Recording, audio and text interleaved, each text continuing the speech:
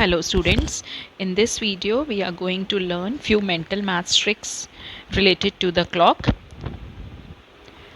So here we can see the clock has one long hand and one short hand.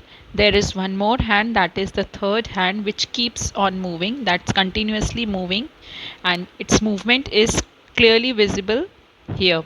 Okay, so this is the second hand which keeps on continuously moving. The long hand, this one, is the minute hand, and the short one is the hour hand.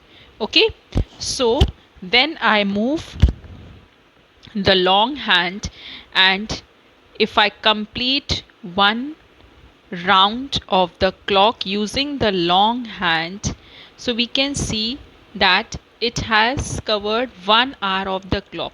Initially the short hand was at 1 and now the short hand is at 2 after this long hand has completed one round of the clock.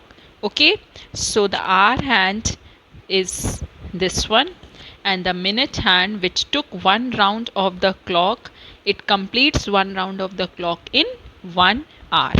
Okay, similarly if we talk about the hour hand, so if I take 12 rounds, initially you can see this is at 2. Now if I take 12 rounds of the hour hand, this is 1, so it has completed one round, 1 hour, and it has reached 3. Now if I take one more, that is the second round, and then the third round, then the fourth round. Children, you can see as we are moving the minute hand, the hour hand is also moving along with it. So this is the fourth round. Then we move and take the fifth round. Then we take the sixth round. Then the seventh round.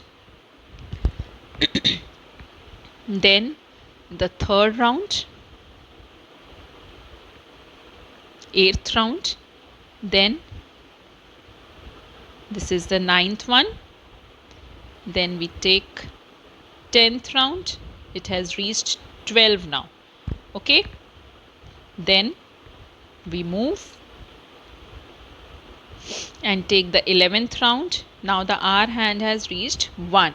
Now if when we take the last round, that is the 12th round, we can see the hour hand, it moved one complete round of the clock and it has reached 2 again. Okay, so that means when 12 rounds of the minute hand is taken, that is when 12 hours are completed, the hour hand completes one round of the clock. And what about the minute hand? We have seen minute hand completes one round of the clock in 1 hour. Okay, the hour hand moves only from one number to the next number. So let us see. I have moved the minute hand complete one round. So where is the hour? Where has the hour hand reached? It has reached 3 starting from 2. So that means the hour hand moves slower than the minute hand. Okay, the minute hand moves faster and the hour hand moves slower. Okay,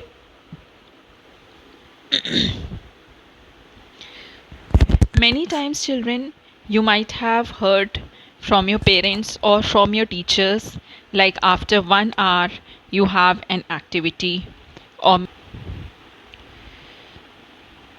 maybe 1 hour before your activity has started. Okay, so suppose if I say the time is 3 o'clock and your activity will start 1 hour after 3 o'clock. So we have to find what is the time 1 hour after 3 o'clock. So to find out what is the time 1 hour after 3 o'clock, so we'll move this minute hand 1 hour ahead. So taking the minute hand 1 hour ahead means taking one round of the minute hand. So after taking one round of the minute hand, it started from 12 and it reached at 12 again. But where has the hour hand reached? It moved from 3 to 4. Okay, that means 1 hour after 3 o'clock will be 4 o'clock. Okay, or in other words, I can say, suppose the time was 3 o'clock. Yes, and we have to find the time 1 hour after 3 o'clock. So the hour hand will move from 3 to 4. It will move just one number ahead, because we have to find 1 hour after 3 o'clock. Okay, now suppose the time is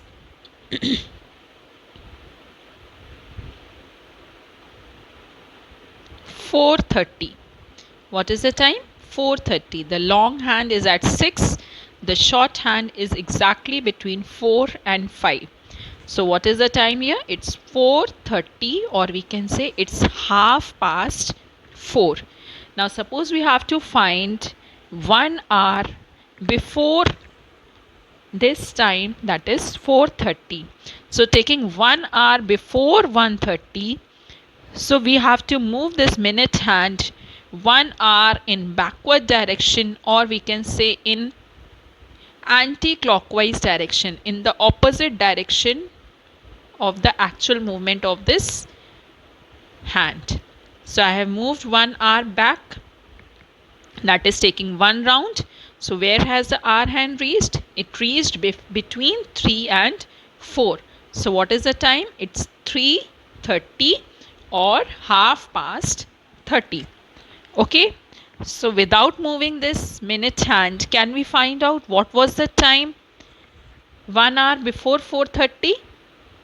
Suppose the time is 4:30, and we have to find out what is the time 1 hour before 4:30. So we have to move this hand, our hand, exactly one number in backward direction, or in anti-clockwise direction. So here the hour hand is exactly between 4 and 5. Now let us move it exactly between 3 and 4. Okay, so if we move it exactly between 3 and 4, the time will be 3:30. Okay, I hope you have understood. Now let us take one more example. Now I move this hand to 9, and where has the hour hand reached? It has reached just before 4. So what is this time? This is 4:45. Okay, this is 4:45. Now we have to find 1 hour after this time, that is 4:45. So we have to find 1 hour after. So exactly what we can do, we can move this minute hand 1 hour ahead, 1 hour ahead, by taking one round of this clock.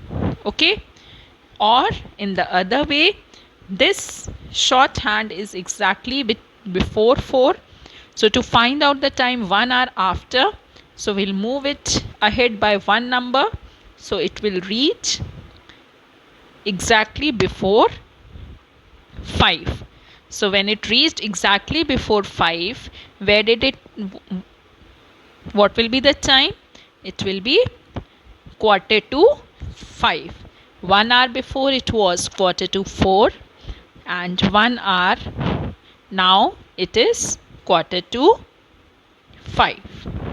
Okay, so this is the way how we can find the time after the given number of hours, or maybe before the given number of hours. I hope this is clear to you. Thank you so much.